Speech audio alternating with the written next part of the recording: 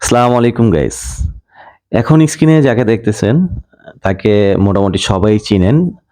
সে আর কেউ নয়, সে হচ্ছে মুজাহের ভাই। আ যাকে কম বেশি ফেসবুকে বা ইউটিউবে দেখে থাকেন। তো সে কতটা চালাক একটা লোক দেখেন। আ সে যেই মুহূর্তে বুঝতে পারল যে না ফেসবুকের সামনের দিনে ভবিষ্যৎ ভালো নয় এবং ফেসবুকের আর্নিং আস্তে, আস্তে কমে যাচ্ছে। তো সে আ নতুন একটা পরিকল্পনা নিল যে সে ফেসবুক থেকে ইউটিউবে শিফট করবে। তো এইজন্য সে একটা আ ইমোশন গেম খেললো।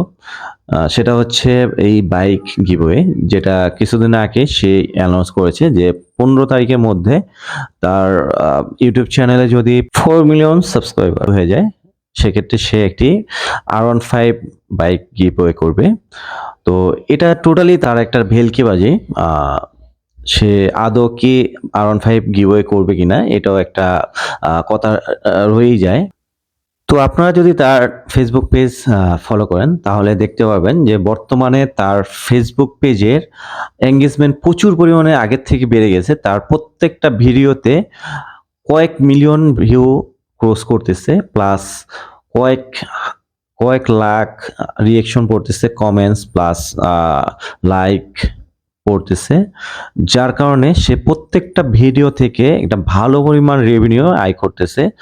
তো বলা চলে যে গত ৫ তারিখ থেকে ১৫ তারিখ পর্যন্ত তার ফেসবুক পেজে যে পরিমাণ আ ভিউজ এবং রিঅ্যাকশন পড়তেছে, তো অলরেডি তার ৫ থেকে ৬ লাখ টাকা আর্নিং হয়েই গেছে।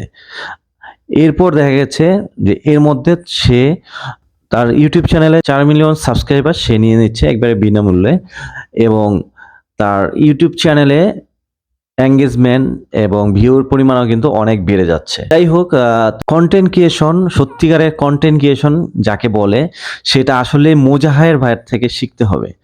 তার আসলেই এই বিষয়টাতে একটা ভালো জ্ঞান আছে। সবথেকে বড় যে বিষয় সেটা হচ্ছে সে যদিও মানুষের ইমোশন নিয়ে খেলে বা ইমোশনাল ভিডিওগুলা করে ভাইরাল হওয়ার জন্য। দিন শেষে কিন্তু তার এই ভাইরাল বা তার এই ভিউ ব্যবসার কারণে আপনার শত, শত মানুষের উপকার হচ্ছে। এই বিষয়টা আসলে একটা পজিটিভ বিষয়। তো যাই হোক যদিও সে একটা ইমোশনাল গেম খেলতেছে, তারপরও তার জন্য শুভকামনা রইলো। আশা করি আগামী ১৫ তারিখের মধ্যে 4 মিলিয়ন সাবস্ক্রাইবার কমপ্লিট হয়ে যাবে। এই বিষয়ে তাকে অগ্রিম শুভকামনা জানাচ্ছি। এতক্ষণ যারা ভিডিওটা দেখলেন সবাইকে অসংখ্য ধন্যবাদ।